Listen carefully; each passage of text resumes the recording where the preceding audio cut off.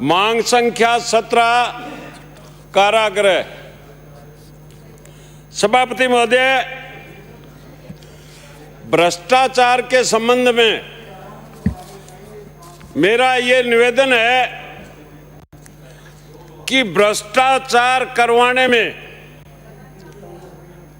नेताओं का, सरकारों का दोष है, ये स्वीकार करने में कतई परेशानी नहीं है। मैं उदाहरण के तौर पे सरकार से निवेदन करना चाहता हूं कि पुलिस थानों के अंदर आज जो सरकार ने व्हीकल उपलब्ध करवा रखे हैं, उनकी गति क्या है? पुलिस जब तफ्तीश करने जाती है तो हवलदार और सिपाही भी बिना जीप के तफ्तीश करने नहीं जाते। वो पैसा कहां से आएगा? वो पैसा भ्रष्टाचार से ही आएगा।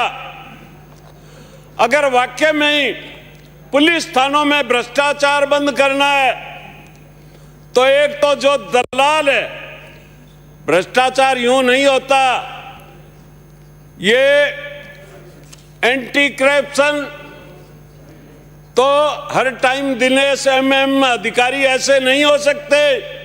मैं इस बात को मानता हूं कि सरकार ने इस समय काफी बड़े बड़े लोगों के हाथ तो डाले हैं, परंतु अभी तक उनके खिलाफ पूरी कार्रवाई नहीं हुई है। कहीं तो सरकार चालान करने की परमिशन नहीं देगी। खैर, मैं इस विषय में नहीं जाना चाहता। जो सही काम हुआ है, भ्रष्टाचार निरोधक ब्यूरो ने जो किया है, उसके लिए मैं धन्यवाद देना चाहता हूं। सभापति महोदय, मैं ये कह रहा था कि थानों के अंदर जो सर्टिफाइड दलाल है, कुछ लोग चुनिंदा थानों के अंदर होते हैं जो पुलिस के लिए पैसा लेने का काम करते हैं, और वो जो मुलजिम है, चाहे मुस्तगिस है, उसको साथ में ले जा करके और उदाहरण के तौर पे 10,000 रुपए उसके सामने दे दिए, वो 3 अपने वापिस लेके आएगा थानेदार से। 70-30 का रेशो है। दलाल है, खनिज विभाग में दलाल है। आज मेरे क्षेत्र में चूना जिप्सम की चोरी होती है दुनिया भर की। कहीं भी पकड़ो, एसीडी वाले जाओ, कोई जाओ, कोई रोकथाम नहीं है। हजारों ट्रक दिल्ली अवैध खनन हो रहा है, सरकार को रॉयल्टी नहीं मिल रही है और अवैध खनन हो रहा है। यह भी एक भ्रष्टाचार है। सभापति महोदय, इतना ही नहीं, ये हाल हर जगह। जेल के अंदर भी मुलजिम जो बैठे हैं पुराने, जो 20 साल है या कोई 5-6 साल से है, तो दलाली का काम वो ही करते हैं जेल के अंदर। उनके माध्यम से ही सारा काम हो रहा है। दलाल जो है वो जब तक रहेंगे तब तक भ्रष्टाचार बंद नहीं हो सकता। और कुछ हमें भी दिल पे पत्थर रखना चाहिए कि अमुक अधिकारी की पोस्टिंग करवानी है तो ये करना पड़ेगा, वो करना पड़ेगा। मेरे से पूर्व वक्ताओं ने बता दिया, हम भी कुछ सुधरें, हमें भी सुधरना चाहिए। अगर वाकई में भ्रष्टाचार बंद करना है तो ये डिजायर प्रथा टोटल बंद करो। जो ईमानदार अधिकारी है, जो ईमानदार अफसर है, उसको आप प्रोत्साहित करो। पूरे प्रांत के अंदर पता लग जाए कि फला आदमी ने ये कार्य, जैसे मैं उदाहरण दे रहा हूं दिनेश एमएम, इस तरह के जो अधिकारी है उनको प्रोत्साहित करो ताकि पब्लिक में पता लगे कि ये फला अधिकारी कर्मचारी ईमानदार है। इसको सरकार प्रोत्साहित कर रही है, जनता प्रोत्साहित कर रही है। खाली बोलने से कुछ नहीं होता। मैं बहुत बड़ा तीख मारका हूं। मेरे क्षेत्र में एक पटवारी है मलिक नाम का, बडोपड़ गांव के अंदर हजारों बीघा गग्गर फ्लड की जमीन, हजारों बीघा जो एक्वायर की हुई थी गग्गर फ्लड में, उसके इंतकाल में खातेदारी दर्ज कर दी। सैकड़ों काश्तकार जेल में जाके आए हैं और वो पटवारी मलिक जो है वो जेल में गया, जमानत करवा ली, और पैसे में इतनी ताकत है कि वो पटवारी आज भी केस पेंडिंग है और उसकी पोस्टिंग सूरतगढ़ तहसील में वापिस है। मैं हैरान हूं कि करोड़ों रुपए उस पटवारी के साबित हो गए। विभागीय जांच है, एंटी करप्शन की नहीं है, उसको सस्पेंड कर दिया। सैकड़ों काश्तकार जेल में चले गए, परंतु वो पटवारी जो है उसका बाल ही बांका नहीं हुआ। आज भी उसके खिलाफ केस पेंडिंग है और सूरतगढ़ में पोस्टिंग है। मैं सरकार से निवेदन करना चाहता हूं कि अगर ये बात असत्य हो तो जो मर्जी आए वो सजा भुगतने के लिए तैयार हूं। मैं ज्यादा लंबा बोलूंगा, कोर्ट का और काफी उसने जो प्रयोग किया है पटवारी ने, वो पैसे के बलबूते पे सारा काम हुआ है।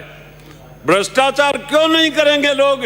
इस तरह के लोग वापिस, आज भी मेरे से पूर्व वक्ता बता रहे थे कि 2 लोग भ्रष्टाचार के अंदर पकड़े गए, वो आज भी पोस्टिंग में, फील्ड पोस्टिंग में। क्यों?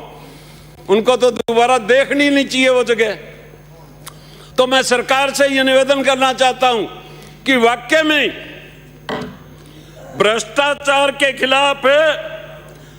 अरे के बिचारे बिल जान कर दी, मेरी स्पीड ही खराब कर दी। मैं सभापति महोदय निवेदन कर रहा था कि हमें सच्चाई के अंदर अगर भ्रष्टाचार को खत्म करना है तो पहले तो मैं मेरे दिल के अंदर झांकूं कि मैं कैसा हूं। यह हमें सोचना पड़ेगा। आज सभापति महोदय कोई हालात नहीं है, मुझे रोना आता है। 5-5, 6-6 करोड़ रुपए बोलियां लगा करके चेयरमैन बनते हैं नगर पालिका में। यह प्रजातंत्र है। भ्रष्टाचार सरेआम हो रहा है, खुलेआम हो रहा है। मैं उदाहरण के तौर पे नाम नहीं लेना चाहूंगा, पर यह ना तो शोभा आपको देता है और ना इधर वालों को देता है। ये कोई भी सही व्यक्ति चाहे कितना ईमानदार हो, वो पिट के मर जाए। इस तरह के माहौल के अंदर नगरपालिका प्रधान, जिला परिषद का चुनाव नहीं जीत सकता। हां, विधानसभा और लोकसभा में पैसा बहुत ज्यादा काम नहीं करता। अगर पैसा ज्यादा काम करता तो मैं इस विधानसभा में नहीं आ सकता। प्रत्यक्ष में प्रमाण की जरूरत नहीं है। सन 2003 के अंदर सब सदन इसका साक्षी है, सब जानते हैं, मैं नाम नहीं लूंगा। मेरे खिलाफ कोई कमी नहीं रही पैसा बहाने की, फिर भी जनता ने पैसे के ठोकर मारी। आज भी जनता के अंदर पैसे का बोलबाला लोकसभा और विधानसभा में बहुत कम काम करता है कुछ, ये भी मानता हूं, पर इतना ज्यादा नहीं करता। छोटे चुनाव जो है भैया जी, वो बड़े कठिन हो गए। पैसे वाले 3-3 बार लगातार चेयरमैन बन रहे हैं एक परिवार के। उनमें कोई योग्यता नहीं है। एक तो व्यक्ति होता है योग्यता वाला, सेवा करके आता है, वो पब्लिक का दिल जीत के आता है। पर भ्रष्टाचार के माध्यम से ये जो चुनाव के अंदर भ्रष्टाचार फैला है, ये इस देश के, प्रदेश के लिए कोई शोभाजनक बात नहीं है। सभापति महोदय, मैं ये निवेदन करना चाहता हूं कि सरकार ईमानदार अधिकारियों को प्रोत्साहित करें, ताकि जो भ्रष्टाचारी है उनको देख देख करके वो अपने आप में शर्म महसूस करने लग जाए। और या फिर ये दलाल है, ये इंगित करो। उदाहरण के तौर पे जैसे मेरा क्षेत्र है, मुझे पता है थाने के दलाल कौन है, तहसील के कौन है, सब पता है। हर क्षेत्र के अंदर रेवेन्यू के अंदर दलाल है, जेलों में दलाल है, थानों के अंदर दलाल है। कैसे पकड़ोगे आप? मेरे जैसे बैठे हैं कर्म करने वाले बहुत, और उनको हिस्सा और मिलता है। ये 70-30 वाली बीमारी सुनी है क्या आपने? मैंने मेरी आंखों से देखी है। 30% दलाल के और 70 आगे वाले के। इस तरह की व्यवस्था चल रही है। अगर सरकार वाकई में भ्रष्टाचार को रोकना चाहती है तो प्रथम तो थानों के अंदर साधन मुहैया करवाओ। मंत्री जी का दौरा है, जयपुर से चले और नए नए मेरे जैसे बन जाए, क्यूएसटी पास करवा दो। अब क्यूएसटी करवा दिया आगे थाने वाले, अब गाड़ियां है नहीं तो थाने वाले किसी बढ़िया आदमी के पास जाएंगे, अच्छी सी गाड़ी मांग के लाएंगे कि मंत्री जी का दौरा है, गाड़ी दो 2 दिन। अब वो 2 दिन गाड़ी देने वाला गलत काम करवाएगा, किससे? थानेदार जी से, पुलिस से। तो इस तरह की व्यवस्था जो है, इस पे आप वाकई में गंभीरता से रोक लगाओ, चाहे हमें कुछ भी करना पड़े। दूसरा सोर्स, मुझे पता है पैसे की आवश्यकता है। पैसा, मैंने इस सदन में एक उदाहरण दिया था, विषय से अलग बोल रहा हूं मैंने जो बेसहारा पशुओं के लिए सरकार को सुझाव दिया था कि आप शराब पे टैक्स लगाओ, खनिज पे लगाओ, सौंदर्यीकरण के साधनों पे लगाओ। सरकार ने वो टैक्स लगा दिए सभापति महोदय, पर वो पैसा जहां लगना चाहिए था वहां नहीं लगा। मेरा कहने का भावार्थ है, आप इनमें सुधार करने के लिए पुलिस थानों में कोई टैक्स लगाओ, कुछ ही करो। और उस समय विपक्ष ने आपको ये कहा था कि आप पूरा टैक्स लगाओ, ये इंतजाम करो। विपक्ष आपके साथ है, ये कहा था माननीय गुलाब जी ने। कृपया समाप्त करें। समाप्ति है साहब, मारो तो यही हुआ है। हो गया, समाप्त करें। तो मैं अंत में सरकार से फिर निवेदन करना चाहता हूं कि चाहे जेल है, चाहे पुलिस है, चाहे रेवेन्यू है, सब जगह, और मैं ये नहीं कहता कि हम कोई अकेले आप दोषी हो, हम सब हैं। अगर इसमें कोई सुधार हो सकता है तो पहले इस सदन में हम 200 बैठे हैं, ये संकल्प करें। मुजाल है किसी की हिम्मत है कोई भ्रष्टाचार कर जाए, हम पहले संगठित होकर के ये संकल्प लें। कृपया समाप्त करें। सभापति महोदय धन्यवाद। गिरिराज मलिंगा जी। माननीय सभापति महोदय, आपने मांग संख्या 16-17 बोलने को मौका दिया, बहुत बहुत धन्यवाद। अभी सभापति महोदय, मैंने काफ़ी लोगों की चर्चा सुनी है, जो भ्रष्टाचार पे बात हो रही हैं।